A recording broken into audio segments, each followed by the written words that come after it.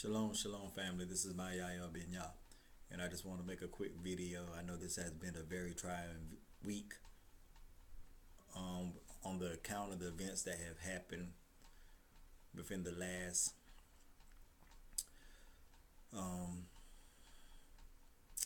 72 hours or more. There's been a lot of heartache, a lot of anger,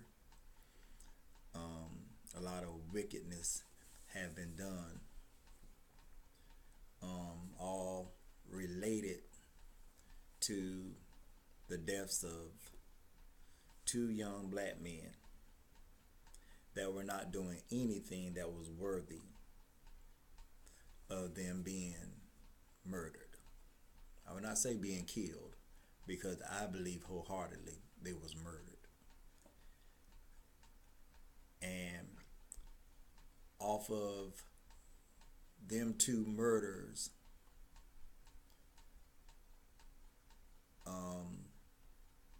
5 more deaths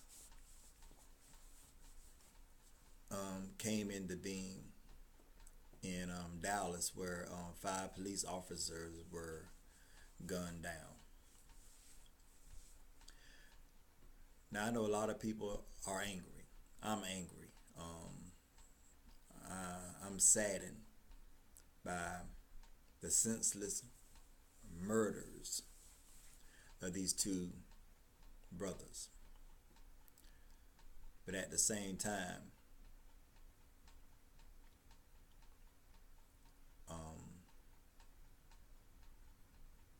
even though I'm gonna say this, I am not shocked by what happened with the police officers, and in no way am I saying I was rooting for it, that I applaud it, but I am saying that I am not shocked by it, because there are many people that are angry, that are tired of seeing the same thing day after day, week after week, month after month, year after year, where a senseless murder happens within our community, where we lose another life at the hands of those that have sworn to protect and serve even our communities, and it does not happen. And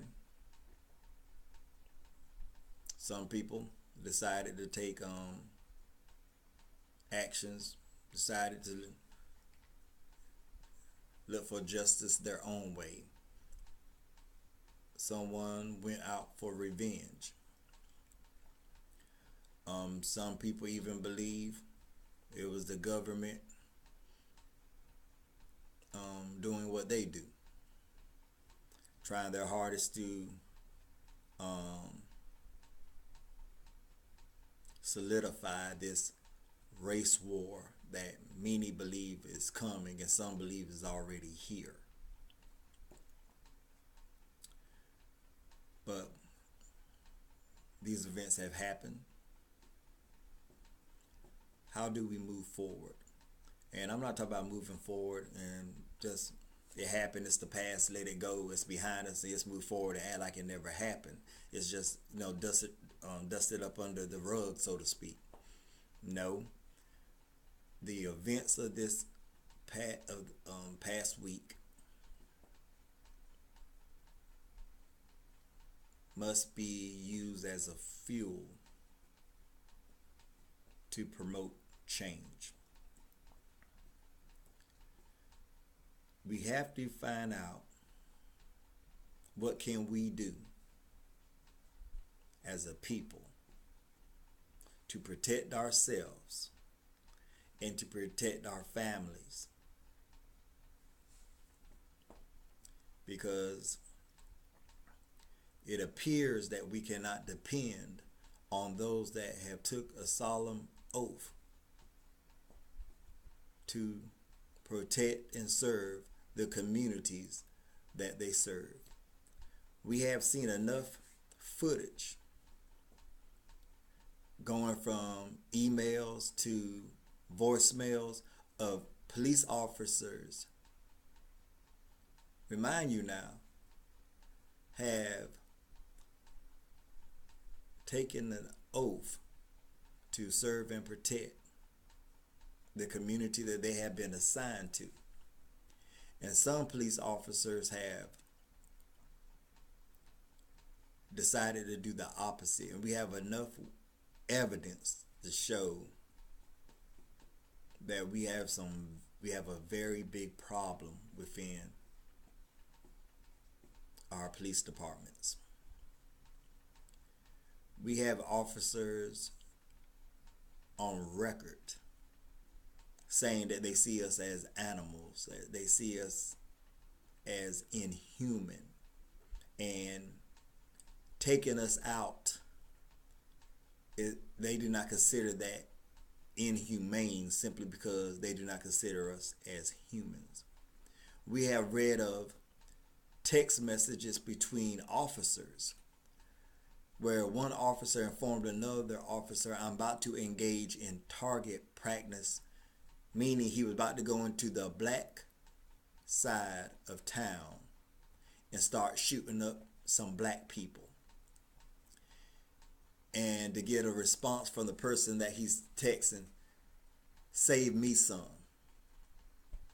Now this is alarming and upsetting when it came to the forefront that these are actually conversations that police officers, not all police officers, that it's bad enough if one or two is doing it, but we have evidence of police departments planting evidence on people, even including white people, but mainly on the black community, planting evidence, be it from weapons to drugs, setting people up, stopping them for any and every occasion. I guess to meet their unwritten quota of white supremacy and racism.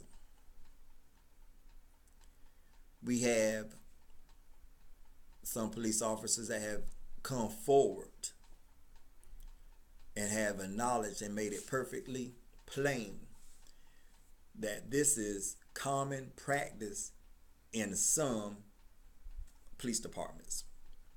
It is a practice to target the African American community. And for some reason, some people want to act like it's not so, it can't be. It's, back in the day, we used to be like, if we could just get a picture or get this on video or, some kind of audio, we will prove our point of what we have been saying for years about the treatment that we get from our police officers within our communities across the states. Because it was always their word against our word, and it's just a common practice. People will believe what the officers will say over the suspect. And it's been going on like this for years. And then we came up with the technology to put cameras and cameras on our phones. And then we started catching these very unjust and very inhumane acts, these murder in cold blood on film. And even with that, we did not get any justice.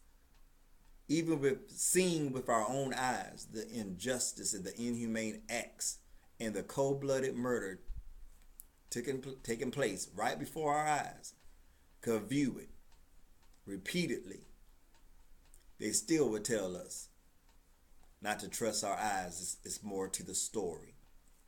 And I would not deny and not say it's probably not more to the story, but based on what we have seen, the end result of the footage is uncalled for. It always seemed to end with the death of a black man in custody. Many means for ways that police officers can subdue a suspect. Many ways. But for some reason, it appears that the method of choice by some of our officers is to draw out a lethal weapon and to kill, shoot to kill, not to wound, not to bring down, so they could de-escalate the situation and take them in, so they could have their day in court, but to shoot to kill. We have had things we have witnessed with our own eyes over the years. The death sentence of simply being black. The unspeakable crime that is punishable by death for selling cigarettes. The unspeakable crime that carries a death sentence of selling CDs and DVDs. One of the worst crimes that a black man can do is drive a nice car while black. Going out for morning jogs and never coming home. This is our reality. This is what is real. This is what we are dealing with as a community. Things like this that never should have happened. Encounters and interaction with police officers and civilians that never should have snowballed, never should have escalated to such a rate where murder is the end result. Never. And I do not endorse going out and call yourself getting revenge and killing police officers in another state that had nothing to do with the incidents of what really sparked the anger in the first place. But this is just really the result of all the injustice that we experienced, that we have experienced, and that we felt we were experiencing by the hands of a justice system that is not for us. So now we have lost 7 lives that we know of. And I forgot about the 2 African American men that had been found hanging in a tree.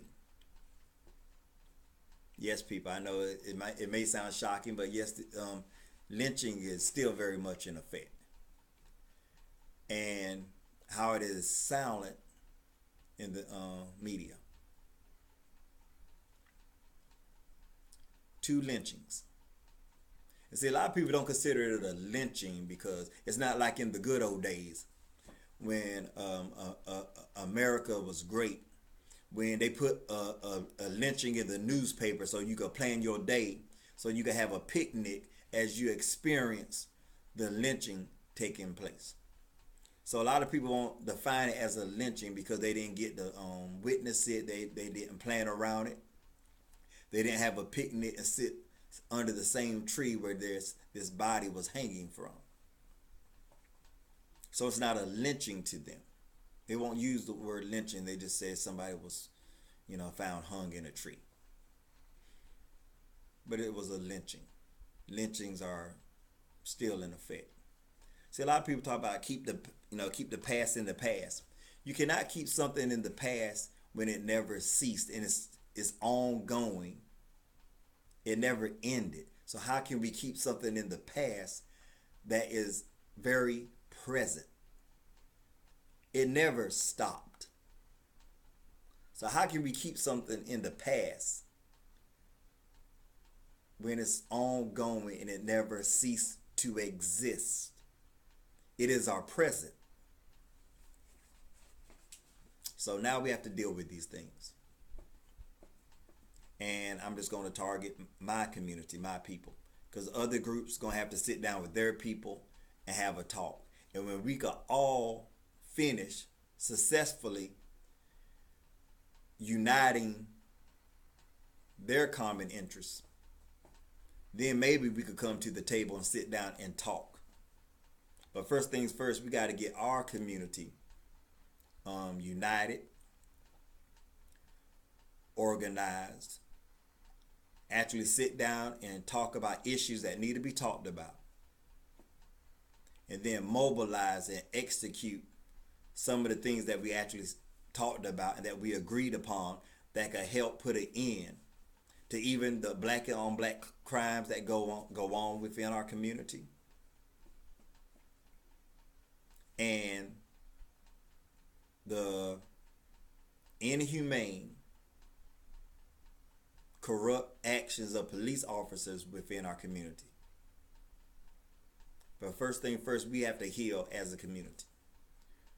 We must come together and find out what we can do to make sure something like this will never happen on our end. And when we do that, and upon doing that first, will we sit down and talk with other groups that might have ideals that they may want to share. But till then, I think we need to come together first and foremost and find out what is it that we can do. But it's kind of hard, though, to really think about what can we do to not have an officer shoot us down and kill us. Because first we always, we tell people, well, they would just comply. None of this will happen and you will be home within a few hours or within a few days.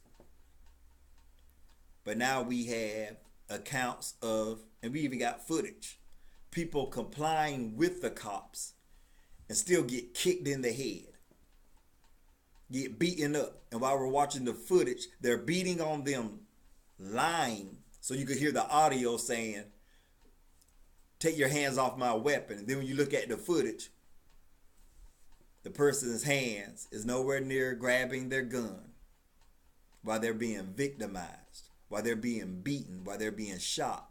Yet the cop is lying because evidently they forgot all about the video. But on audio, they want to make it perfectly clear he was trying to grab my weapon. So I had to do whatever I could do to substrain, to stop this. I feared for my life. I had to get him off of me. I killed him. I had to. It was either him or me. But for some reason, it seemed like they forget about the video. And then when the video evidence do not match the audio evidence, and for some reason, they still walk. If they even go to court at all.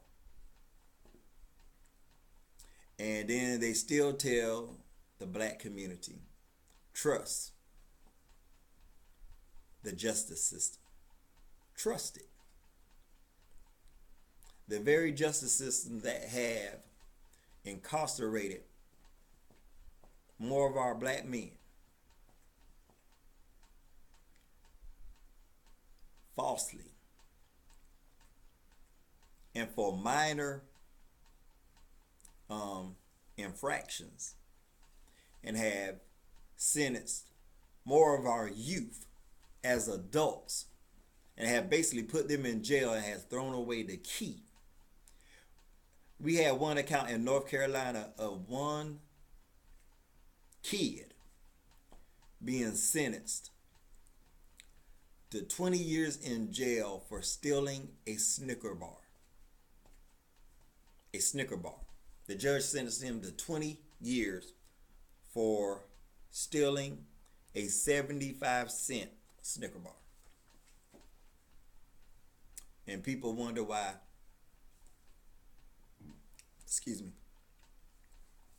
why the black community is upset and do not trust the law enforcement agency, do not trust the justice system, period. Now, I know there are some that do. They had experiences where they got pulled over and they didn't have any incidents with the police officers and they got to go home. I know things like that happen. It has happened to me. I have had run-ins with police officers and nothing happened. I didn't get treated disrespectfully. I didn't disrespect them. They didn't raise their voice to me. I didn't raise my voice to them. They didn't feel threatened enough to tase me or to pull out a gun. Went on about my business. But now we got to acknowledge the situations when that is not always so. Because you got to understand, these grieving families that have lost loved ones to police brutality don't care about the FBI polls that claims, well, it's like this and it's like this. That family do not care what the polls say. Because I can tell you right now, if I lost one of my kids to police brutality, and I don't care, that was the first death by a cop to a person of color. And like for some reason that's supposed to give me comfort because it's more white people being killed than blacks. That poll do not mean anything to a grieving family that has to now make arrangements to bury their loved one. Keep your polls to yourself. I'm just being honest. Because polls are made by men and men lie. Any of you, even if a poll is truthfully being recorded, it does not change the fact that someone died when they did not have to die. So the polls really do not carry any weight to a grieving family that have to now make arrangements to plan their child's funeral or their husband's funeral, their wife's funeral. It doesn't matter. So I can hardly care what the FBI database has to say, because it doesn't matter. Because anytime you go watch on TV, watch on your social media live, and watch somebody basically bleed out, and the next thing you want to say is he probably had it coming, or oh, he got a rap sheet a mile long. Oh, he had it coming, or we don't completely know what happened, so we're not gonna say anything. If I'm complying to the commands of a police officer and it still get me killed when I follow your commands, that's crazy. Because I already know about the one where they say, well, he shouldn't have resist. They shouldn't have resist. They brought it on themselves because they resisted. I'm going to tell you right now, I don't care what anybody say. If I tell you, no, I'm not going to do that, and you feel threatened and so disrespected that you got to mace me or tase me, or shoot me because you feel so disrespected because I said, no, I'm not going to do that, or get out of my face. Don't touch me. You don't have the right to do that to me. And now you're so crushed. You're that fragile. You're that terrified that you feel you got to kill me because I said no. Because I said, no, I'm not getting out of my car. And now you feel the proper response to that is you got to shoot me. Not too long ago, the brother on a routine traffic stop, the cop shot the brother in the head for not having license plates up front. And he lied on his police report, talking about the man tried to hit him with the car, and on one report he said he was dragging him in the car. We got footage of them lying, caught on tape lying, and still don't go to court. And if it do go to court, we found that what he did was justified. And you wonder why the black community do not trust police officers and do not trust the justice system. Why are you shocked? Simply because many do not want to take the time to even think, what is it like to walk in the shoes of Black America? And that's what it comes down to. People do not want to take the time to think, what is it like to walk in their shoes? But something will be done. Justice will come. It will come. Don't know how it's going to come, what capacity it's going to come, the method that will bring it. But we will have justice. We will have our redemption. We will be restored as a people. Justice will come. Judgment will come. Judgment always comes to a corrupt nation. Always. And I am one that believes in the God of Abraham, Isaac, and Jacob. And he has made it perfectly clear in his word. He will judge the wicked. So there's no getting past it. God will deal with it. Trust me. God will deal with it at his way and his timing. But one thing we could do as a people, we could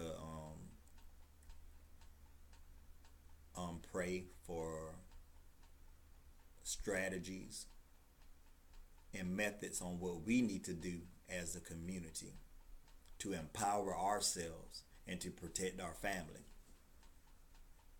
from the injustice that is facing us by those that we supposed to. They want us to honor them and respect them. But you got to ask yourself, what have you done lately to make us feel you deserve it? And it's so bad because I'm pretty sure there are police officers out there that do their job to the best of their abilities and love serving in their communities. But the problem is, we want to talk about there's good cops out there, but we got too much footage of cops standing by watching another cop do some of the most inhumane acts to their fellow man. So that's something you got to take into account. We keep hearing about these good cops, and we believe there's good cops out there. But when we see video footage upon video footage of 2, 3, 4, or 5 cops either joining in getting some or standing around watching and laughing as they see one of their fellow officers breaking the law, and then help lie on their police report to cover up their fellow police officer. That is crazy. And you wonder why the black community do not trust the police department or trust the justice system. you shouldn't wonder. You should completely understand where we are coming from. And there are a few people that do, because I have reached out, I have talked to them, they have reached out to me. So I know some people are waking up and understanding what we are going through, what is our plight in the United States of America. Because you got to understand, you can have the slogan you want to run this campaign year, yes, make America great again. But you got to understand, the people of color, the vast majority of African Americans here in America, America has never been great to us. So, this is my Yael Binya, Tommy Kurta, and I just wanted to say this. But just remember this before I close. We got to stay strong. We got to unite. We got to put aside whatever petty differences that we have within our black communities and find a way how can we come together and protect ourselves lawfully. If you want to get a weapon, do it lawfully. If you want to be able to carry your weapon with you, do it lawfully. Just make sure whatever you decide to do to protect yourself, make sure you follow it to the letter of the law. Just use their own laws against them. Yes, apply for weapons. Yes, purchase them the proper way. Let them be registered. Let us get the license. And if you want to carry it, get that permit, whatever you have to get. Just do it properly and legally, so that we be doing our part right. Because we can only really truly govern our affairs. And just hope they will eventually catch up and want to do that which is right as well. But we got to cover our end and do that which is lawful and right, and everything in our power to protect our community, our loved ones, and even ourselves. Shalom, love, and blessings.